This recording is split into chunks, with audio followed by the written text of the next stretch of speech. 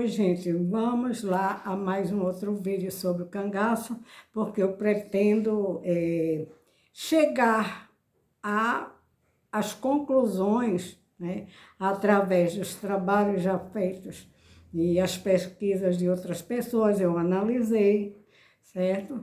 E então eu gostaria de trazer mais esse vídeo para que nós entendamos os últimos momentos, digamos, da vida do Virgulino, do Lampião, né? Como é que foi aquele período em que ele estava ali em Sergipe, foi para Angico, aquele lugar, aquela grota por ali, naquelas proximidades, né? Não creio que ele fizesse morada, né, ali naquele buraco, naquela grota, como disse o rico inglês em O Contraditório, como também afirmaram os estudantes de Direito daqui da Faculdade de Recife, quando foram fazer aquele relatório assinado pelo tenente Lucena, eu acho que era tenente, coronel, tenente, né? Lucena, né? E então ele teria que apresentar o seu trabalho, o tenente Lucena teria que apresentar o seu trabalho ao governador de Pernambuco, conforme ele veio para Recife, né? 5 dias úteis, 7 dias após aquela chacina lá em Angico, né? Mas vamos tentar entender, né, os depoimentos, né, daquelas pessoas que procuraram gravar os depoimentos de ex-cangaceiros. Vamos, então, analisar como ficou, como foram aqueles últimos dias, né? Alguns dizem que o Virgulino queria dizer que ia deixar o cangaço, coisa que eu não concordo, porque ele já havia dito em outras ocasiões que não deixaria o cangaço porque havia se dado bem. Por outro lado, ele não deixaria porque ele cultivou durante toda a sua vida, ele plantou muitas intrigas, rivalidades. E então o Virgulino vivia sempre fugindo, né, das polícias, porque era um criminoso quanto mais e era um psicopata, e ele tinha que viver sempre escondido, sempre, alguns momentos ele fazia amizades, entre aspas, não era amizade não, mas ele se aproximava de pessoas de poder aquisitivo bom, primeiro porque ele levava proveito disso, sempre o proveito em primeiro lugar, né? O psicopata sempre está visando beneficiar-se, né? E não beneficiar os outros, e se beneficiar-se, né? Então, imaginemos que o Virgulino estava ali, ali em Angico, né?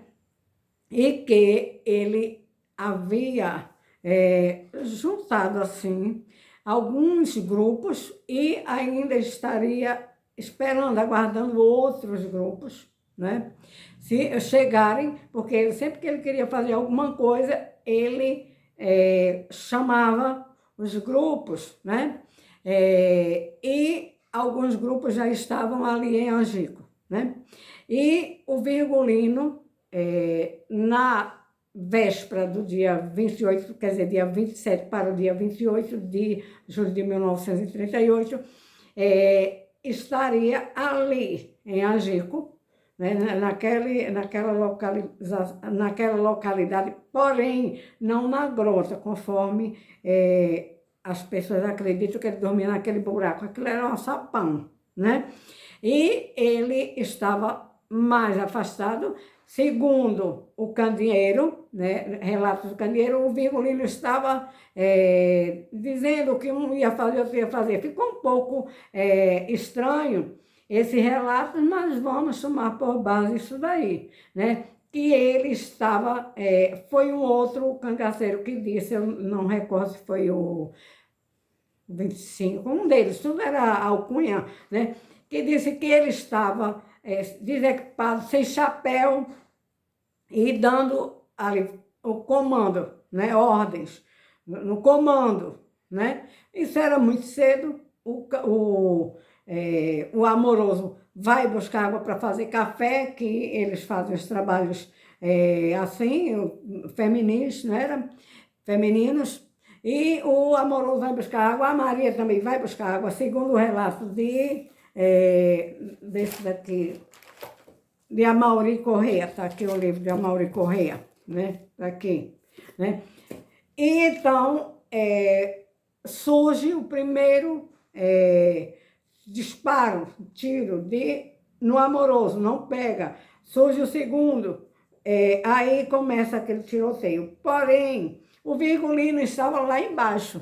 Segundo Pança de Godoy, ele foi encontrado lá perto passou umas caraibeiras, né? E foi encontrar o Virgulino lá embaixo. Mas voltemos, né?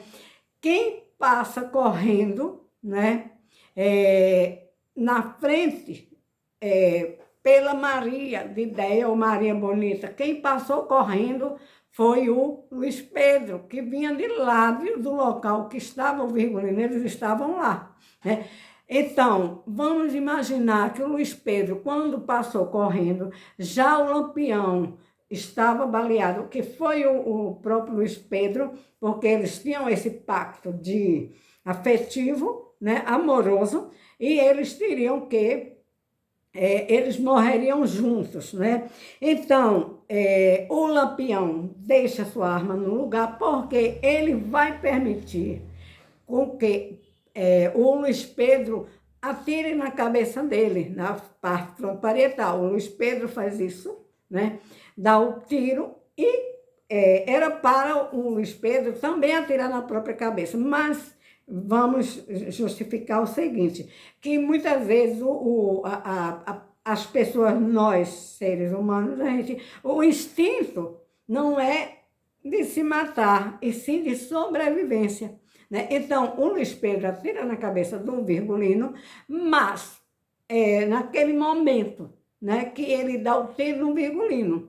O Virgulino cai, não deu nem a reação, não houve reação, porque ele nem sequer pegou na arma, né, na própria arma, o Virgulino deixa lá no lugar, né? Depois fica sabendo disso pelo que falaram, os outros cangaceiros falaram, né? Inclusive os entreguistas, né? Que eram os coiteiros, que era o Pedro de Cândido e o irmão Durval, né? Aí o Virgulino deixou a arma lá, um espelho atirando na cabeça dele, corre, porque o instinto de sobrevivência falou mais alto, aí ele corre. Quando ele corre, passa na frente pela Maria, a Maria grita, compadre, compadre. Segundo, tem também, aqui eu vou explicar, tá aqui, gente? No livro do Amaury, né? Aí ele vai se safar e não quer saber porque ele quer se livrar do Virgulino. Ele não aguenta mais o Virgulino. O Virgulino devia ser um chiclete, um grude, eu digo logo isso, um visgo, né? E o Luiz Pedro quer se livrar, então atira na cabeça do Lampião, corre, e lá depois aí ele vai refletir, entre aspas, né? Vai pensar, será que eu matei mesmo o Virgulino, o Lampião, ou eu vou me certificar? Porque ele ia certificar. Tem as duas hipóteses. Ele queria saber se o Lampião estaria mesmo morto, né? Não se levantava mais, ou se iria sobreviver e depois ia atormentar a vida do Luiz Pedro, que já devia estar aborrecido, né? Devia ser um saco mesmo, né? Ficar acompanhando o cara mais de 11 anos, porque pelo que se conta na história, o Luiz Pedro ingressou no cangaço e mata o irmão do Virgulino, do Lampião, e o Lampião resolve perdoar, né? E ficam juntos, né? Depois, o Virgulino permite que a Maria entre para o cangaço já por iniciativa do Luiz Pedro, que disse que tinha uma mulher para ele, né? E ele vai pedir para Maria bordar um lenço. A Maria já estava mal casada, resolve deixar o marido e segue o Virgulino. Então, mas eles não ficam, não existe aquele amor de Romeu e Julieta, gente. Existiu aquela aproximação, a Maria entra no cangaço, para o cangaço, e depois vai ter que seguir, não adianta mais, entrou, não tem mais como sair. Quem está por fora não entra, quem está por dentro não sai, né? A maneira de dizer, mas o Luiz Pedro vai embora, volta. Quando ele volta, aí ele volta para certificar se o Virgulino Lampião está morto, né? Mas antes que ele chegue, né, até o Virgulino, ele vai ser alvejado pelo Mané Velho. O Mané Velho atira no Luiz Pedro, rouba-lhe, roubar de ladrão, né?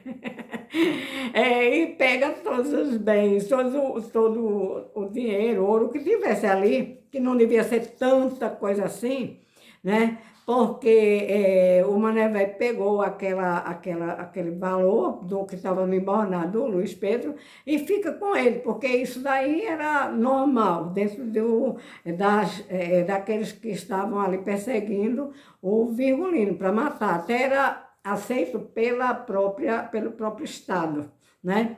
Pegou, só tem que matar e mostrar que matou, certo? E o resto pode ficar com os bens, né? Os bens roubados, né?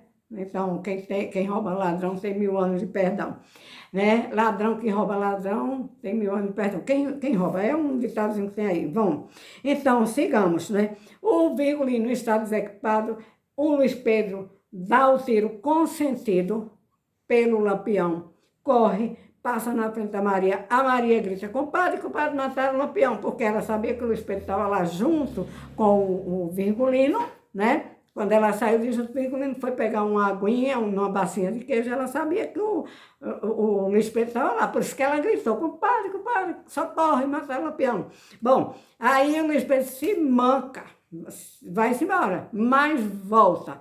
No intuito de saber se havia matado mesmo, conseguido o intento dele, que era matar o Lampião, e talvez, se tivesse chance e oportunidade, fugisse de novo, né? Ou era para, digamos assim, para realizar, né, a promessa feita segundo o doutor Amauri, né? Que ele disse assim, o Luiz Pedro tinha um esculhão roxo, voltou para morrer junto, pagar a promessa junto com o Lampião. Mas o meu entendimento foi para se certificar se o Virgulino estava mesmo morto, definitivamente, e ele estaria livre, definitivamente, daquele psicopata, né?